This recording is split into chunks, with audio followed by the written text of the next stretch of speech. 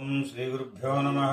हरिः ओम्। गणानाम् त्वा गणपतिगुं हवामहे कविं कवीनामुपमश्रवस्तमम् ज्येष्ठराजम् ब्रह्मणाम् ब्रह्मणस्पत आनशृण्वन्नोतिभिः श्रीदसादकम् प्रणो देवी सरस्वती वाजेभिर्वाजनीवती धीनामवित्रियवतु।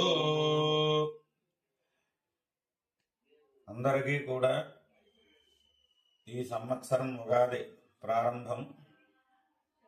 ఈ ఉగాది ఈ సంవత్సరం పేరు పరాభవనామ సంవత్సరం. పరాభవతి ప్రజాజవతు అని వేదంలో చెప్పినట్లుగా పర అంటే పరదేవత, భవుడు అంటే శివుడు. చక్కగా పార్వతీ పరమేశ్వరుల యొక్క అనుగ్రహ రూపం అంతా ఈ సంవత్సరంలో ఉంటుంది ప్రతి ఒక్కరికి.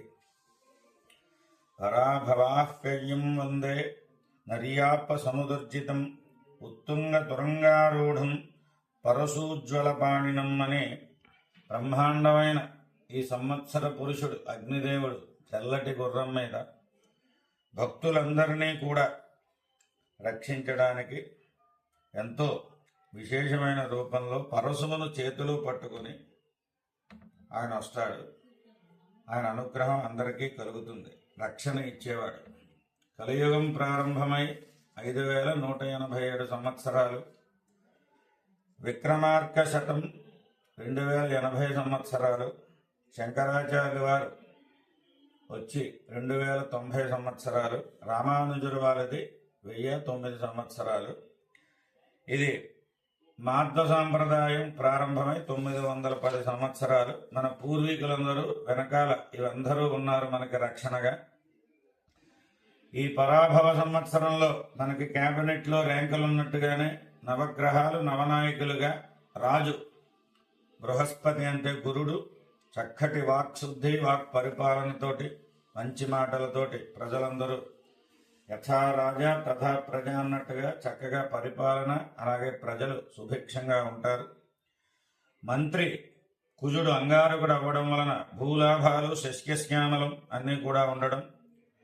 చంద్రుడు చక్కటి రూపాన్ని మంచి విశేషంగా ఉండడం వలన అపరాలు ఇవన్నీ కూడా. శుక్రుడు ధాన్యాదికి అధిపతి, నీరసాధిపతి, రసాధిపతి అవడం వలన బియ్యం ద్వారా వచ్చే ఈ యొక్క పంటలన్నీ అభివృద్ధిలో ఉండి అనేక రుచులతో కూడిన పిండి వంటలతోటి అన్ని అభివృద్ధిలో ఉంటాయి.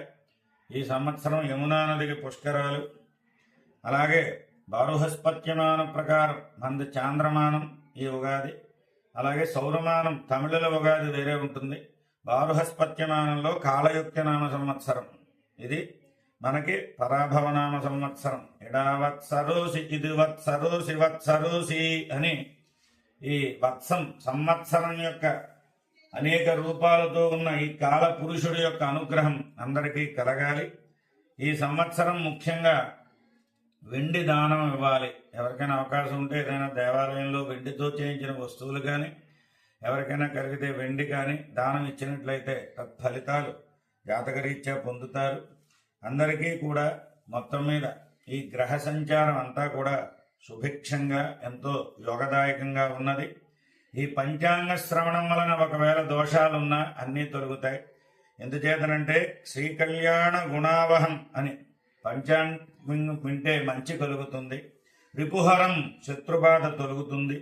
దుస్వప్న దోషోచితం దుస్వప్నాలు తొలుగుతాయి. గంగా స్నాన ఫలితం, అలాగే గోదాన ఫలితాలు అన్నీ కూడా కలుగుతాయి. ఆయుష్ వస్తుంది. అలాగే తిథి, వారం, నక్షత్రం, యోగం, కరణం అన్నారు. ఈ 5 కలిపి పంచాంగం అన్నారు. కాబట్టి ఈ పంచాంగం పూజ చేసి పండితుల దగ్గర, పెద్దల దగ్గర, మీ పురోహితుల దగ్గర ఆశీర్వచనాలు పొంది నూతన వస్త్రాలు ధరించి మీ తల్లి తండ్రిని అనుగ్రహించమని ప్రార్థించి చక్కగా ఈ 5 సంపదలు మనకి ఎప్పుడూ ఉండేటట్లుగా కలిగేటట్లుగా భగవంతుణ్ణి ప్రార్థించి ఆ పంచాంగాధిష్టాన దేవత అయినటువంటి పరమాత్మను ప్రార్థించి పరాభవ అంటే ఏదో పరాభవం అయిపోతుందేమో ఏదో అని కంగారు పడక్కర్లేదు. కాలంలో రకరకాలు ఉంటాయి జాతకరీత్యా.